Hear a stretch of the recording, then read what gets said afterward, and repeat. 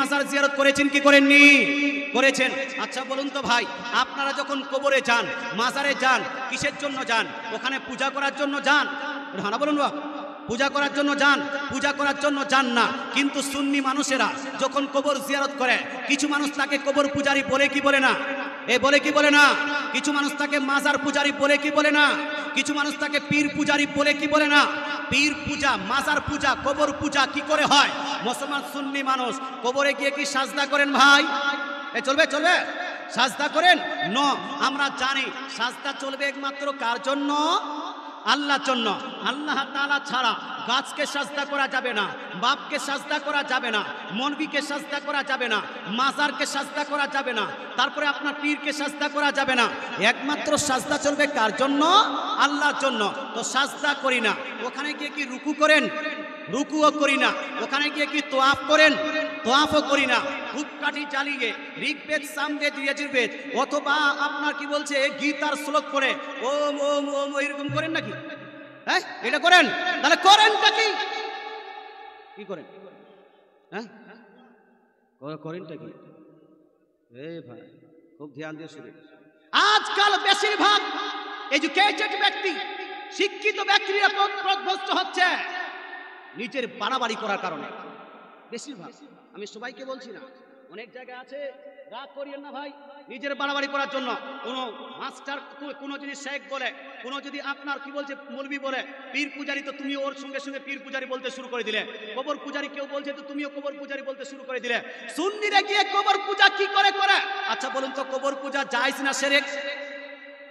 হ্যাঁ, এটা শিরক হয় কি হয় না? হয়। পূজা চলবে একমাত্র কার? কার? একমাত্র পূজা মানে ইবাদত, একমাত্র পূজা চলবে কার?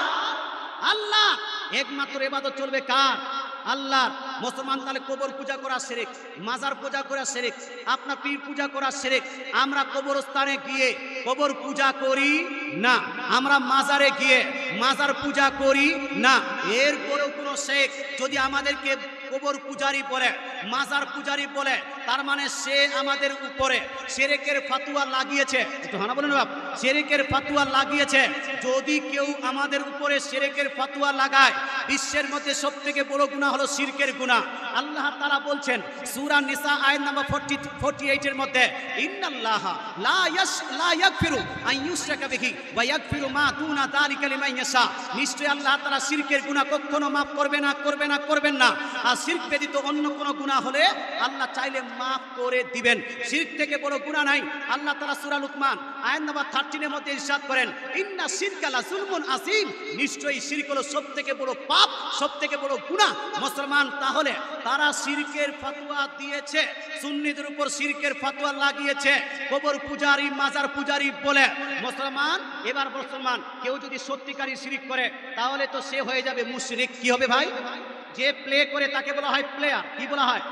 যে টিচ করে তাকে বলা হয় টিচার, যে ড্রাইভ করে তাকে বলা হয় ড্রাইভার। যদি যে প্লে করে তাকে বলা হয় প্লেয়ার, যে টিচ করে তাকে বলা হয় টিচার। তদ্রূপ যে ইসলাম নিয়ে আসে তাকে বলা হয় মুসলিম, যে ঈমান নিয়ে আসে তাকে বলা হয় মুমিন, যে কুফর করে তাকে বলা হয় কাফির, যে শিরক করবে তাকে বলা হয় কি বলা হয়? জি, মুশরিক। আর মুশরিকরা কি মুসলমান? এই মুশরিকরা কি মুসলমান? তার মানে হলো এই, আপনি যে কবর জিয়ারতে যাচ্ছেন, মাজার জিয়ারতে যাচ্ছেন, যেই ব্যক্তিরা আপনাকে কবর পূজারি, মাজার পূজারি বলে, তারা আপনাকে মুসলমান মনে করে, তারা আপনাকে মুসলমান মনে করে না, তারা আপনাকে মুশরিক মনে করছে। শুনুন, তারা তাদের ফতোয়া আমি ডেফিনিশন দিলাম। এবার হাদিসের কথা শুনুন। হাদিসে নবীজি বলছেন, কেউ যদি কারো উপরে শিরকের ফতোয়া লাগায় অথবা কুফুরের ফতোয়া লাগায়, যার উপর কুফুর বা শিরকের ফতোয়া লাগিয়েছে সে সত্যিকারে যদি শিরক বা কুফুর করে থাকে তাহলে তো সে মুশরিক বা কাফির হয়ে গেল। আর যদি সে সত্যিকারী না করে তাহলে শিরকের ফতোয়া ঘুরে যে ফতোয়া লাগিয়েছে তার উপর লেগে যাবে। কথাটা বুঝে বলুন, বুঝাতে পেরেছি? যে শিরকের ফতোয়া লাগিয়েছে তার উপর ঘুরে লাগবে। তার মানে হলো এই, আপনার উপরে কেউ শিরকের ফতোয়া লাগাচ্ছে, আপনি কি কবর পূজা করেন? একটু জোরে বলতে হবে। আপনি কি মাজার পূজা করেন? তাহলে ফতোয়া যারা দিচ্ছে ঘুরে ফতোয়া তাকে লাগবে কি লাগবে না? যদি তাদের উপর লাগায় শিরকের ফতোয়া, তার উপর যাবে কি যাবে না? যদি তার উপর যায়, সে শিরক করলো, তাকে বলা হবে কি? সে কি হবে?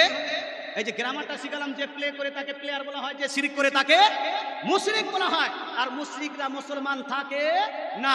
আমরা হাদিসকে ফলো করি, কারো বাপকে দেখি না, কারো মাস্টারগিরিকে দেখি না, কারো নায়কগিরিকে দেখি না, কারো ডক্টরগিরিকে দেখি না। এই জন্য হাদিসকে ফলো করে তো বলি, যারা সুন্নিকে শিরিকের ফতোয়া দিবে, যারা সুন্নির উপর কবর পূজারি বলবে, তারা হলো মুশরিক, তারা মুসলমান নয়।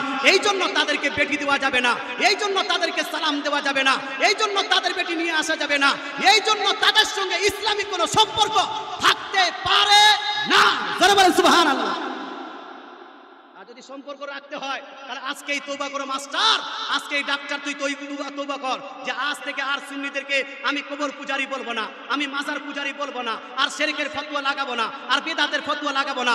আজকেই যদি তারা শিরকের ফতোয়া উঠিয়ে নেয় আমাদের তরফ থেকে, আজকের যদি আমাদের তরফ থেকে কবর পূজারি মাজার পূজারি বলা যদি বন্ধ করে দে, আমরা তাকে সিনায় লাগিয়ে নেব। জোরে বলেন সুবহানাল্লাহ। জোরে সুবহানাল্লাহ। কথাকে বুঝাতে পেরেছি না? মরার পরে বুঝবেন? এখনই বুঝতে হবে ভাই, হাদিস কোরআন বাদ দিয়ে সুন্নিরা কোনো আমল করে না। আল্লাহ তাআলা বুঝার তৌফিক দান করুক। এবার আমি প্রশ্ন করতে